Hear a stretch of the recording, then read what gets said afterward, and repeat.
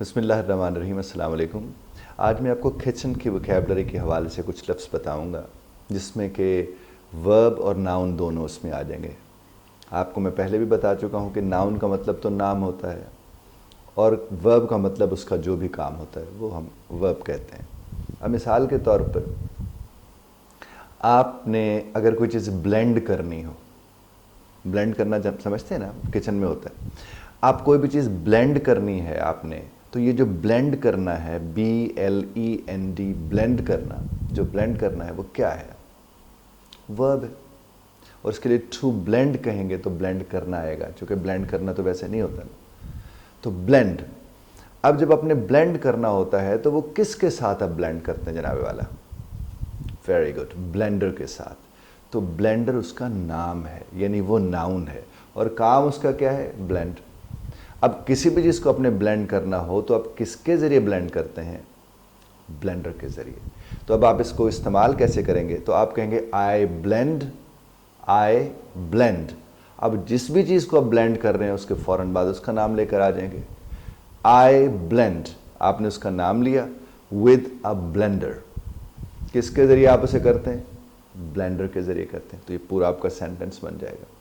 इसी तरह कोई भी चीज़ आप मिक्स करते हैं, कोई भी चीज़ आप क्या करते हैं? मिक्स। अब जब हम मिक्स की बात करेंगे, टू मिक्स का मतलब होगा मिक्स करना। अब मिक्स आप किसके ज़रिए करते हैं? मिक्सर के ज़रिए। अब देखिए वहीं से निकल कर वो आ रहे हैं। तो मिक्स करते हैं आप कोई भी चीज़, किसके ज़रिए कर रहे हैं आप? मिक्सर के ज़रिए। जिस तरह ब्लेंड कर रहे थे, ब्लेंडर के ज़रिए।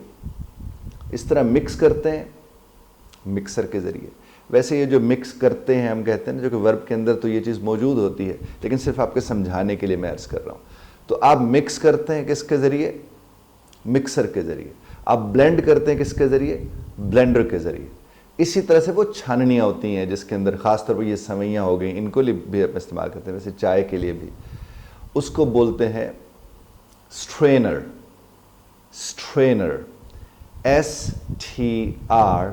STRAINER, strainer.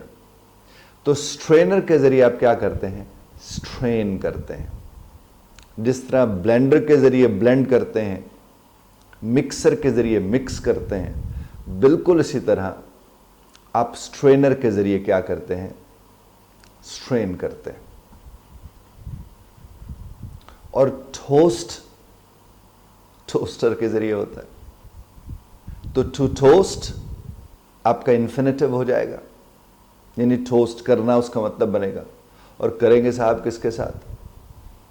टोस्टर के साथ। इसी तरह से आप कोई भी चीज़ मेक करते हैं, उसके लिए लफ्ज़ इस्तेमाल होता है मेकर। आपने ये देख रखा होगा। इसी तरह से ग्राइंड भी तो आपने आपके यहाँ ही है, ग्राइंड। आपने कहा मैंने फिर उसको ग्राइंड किया, तो साहब ग्राइंड किसके ज़रिए करते हैं? ग्राइंडर के ज़रिए। तो ग्राइंड हम कर रहे हैं ग्राइंडर के ज़रिए, मिक्स हम कर रहे हैं मिक्सर के ज़रिए, ब्लेंड हम कर रहे हैं ब्लेंडर के ज़रिए। और सिर्फ वही फिक्र, जो तरतीब उसकी लगा लें, आप बिल्कुल अपनी नोटबुक में ये लिख लें, आय लगाने के फ़ौरन बाद आप ग्राइंड लगाएं, आप मिक्स लगाएं, आप ब्लेंड लगाएं, आप टोस्ट लगाएं।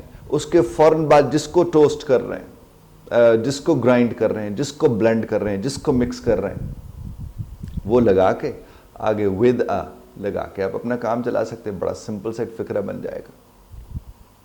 और अगर आपने किसी को कहना हो तो फिर आपको आई लगाने की ज़रूरत नहीं है, चूँकि आप तो उसे काम कह रहे हैं। आप उसे कहेंगे ग्राइंड, जो भी आप कहेंगे ग्राइंड करो, किसके ज़रिए? उसके ज़रिए। इस तरह से स्लाइसर होता है, स्लाइसर।